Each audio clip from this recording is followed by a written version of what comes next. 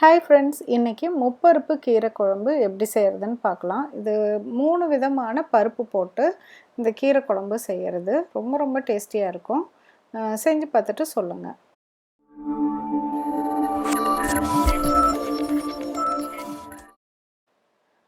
முப்பருப்பு கீரை குழம்புக்கு தேவையான பொருட்கள் எல்லாம் இந்த லிஸ்ட்டில் கொடுத்துருக்குறேன்.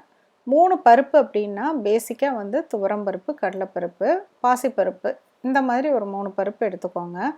இதை வந்து கழுவிட்டு ஒரு 10-15 நிமிஷம் ஊற வச்சுருங்க. இப்போ நீங்கள் கீரை வந்து நான் இன்றைக்கி பாலக்கீரை வந்து எடுத்திருக்கேன். அப்படி இல்லைன்னா அரைக்கீரை, முளைக்கீரை, தண்டுக்கீரை, வெந்தயக்கீரை இதில் ஏதாவது ஒரு கீரை வந்து நம்ம எடுத்துக்கலாம். இப்போ வந்து பாலக்கீரை ரொம்ப நல்லா டேஸ்டியாக இருக்கும். இதுக்கு நல்லா கழுவிட்டு ஒரு 2 டம்ளர் தண்ணியை ஒரு குண்டால வந்து கொதிக்க விட்டு இந்த பாலக்கீரையை வேக வச்சுருங்க. நல்லாவே வெந்துரட்டும். இப்போ வந்து நல்லா கொதிச்சிருச்சு. ஒரு 2-3 மினிட்ஸ் வேக வச்சிட்டிங்கன்னா, கொதிக்க விட்டிங்கன்னா நல்லா வெந்துடும். இந்த தண்ணியை இப்போ வந்து வடிச்சுக்குங்க ஒரு வடிகட்டியில்.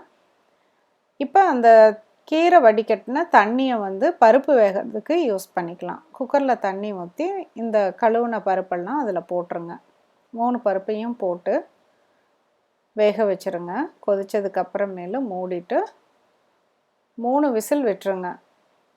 இப்போ இந்த ஸ்டீம் அடங்கட்டும். அடங்கினதுக்கப்புறம் பருப்பு வந்து ரொம்ப நல்லா வெந்துருச்சு. இப்போ இது கொஞ்சோண்டு மஞ்சத்தூள் போட்டு நல்லா ஒருக்கா கடைஞ்சி விட்டு கொதிக்க விட்டு எடுத்து வச்சுக்கோங்க. இப்போ வேக வச்ச பருப்பும் அப்புறம் வேக வச்ச கீரையும் ரெடி. இது தாளிக்கிறதுக்கு கடுகு, சீரகம், பெரிய வெங்காயம், பூண்டு, பச்சை மிளகாய், மஞ்சத்தூள், மிளகாத்தூள், கொத்தமல்லி தூள், உப்பு, ஒரு தக்காளி, இஞ்சி பேஸ்ட் வந்து 1 டீஸ்பூன் போட்டுக்கோங்க. கருவேப்பிலை, கொத்தமல்லி தழை, ஒரு 2-3 டீஸ்பூன் எண்ணெய். அப்புறம் கடைசியில் தாளித்து கொட்டுறதுக்கு நெய்யில் தாளித்து கொட்டிடுங்க. கடுகு, சிவப்பு காஞ்ச மிளகாய், மிளகாத்தூள். இப்போ ஒரு டீப்பான ஒரு பேன் யூஸ் பண்ணிக்கோங்க. கடுகு, சீரகம் போட்டு பொரிஞ்சதும் பூண்டு போட்டு வதக்கி விட்டுக்கோங்க.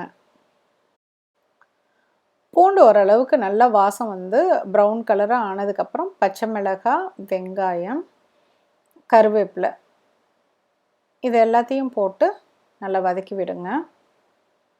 இப்போ தக்காளியும் போட்டுக்கலாம். தக்காளியும் சேர்த்திட்டு அதுக்கப்புறமேல மஞ்சத்தூள், மிளகாத்தூள், கொத்தமல்லி தூள் இது ரொம்ப போட தேவையில்லை.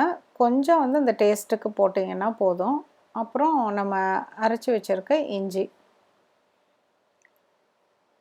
இஞ்சியும் போட்டு நல்லா வதக்கிட்டு இது வதங்கினதுக்கு அப்புறமேல நம்ம வந்து பருப்பு கடைஞ்சி வச்சுருக்கோம்ல அதை ஊற்றி கொதிக்க விட்டுறலாம். இப்போ நல்லா பருப்பு கொதிக்க ஆரம்பித்ததுக்கப்புறம் வேக வச்ச கீரையும் போட்டுக்கோங்க. போட்டு நல்லா மிக்ஸ் பண்ணிவிட்டு கொதிக்க விட்டுருங்க.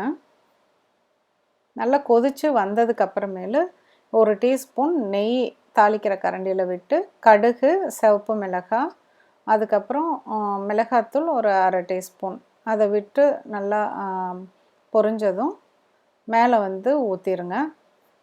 இது சூடான சாதத்தில் போட்டு சாப்பிட்றப்ப ரொம்ப ரொம்ப டேஸ்டியாக இருக்கும். கண்டிப்பாக செஞ்சு பாருங்கள். மீண்டும் ஒரு புதிய ரெசிபியோடு சீக்கிரம் உங்களை மீட் பண்ணுறேன். தேங்க்யூ.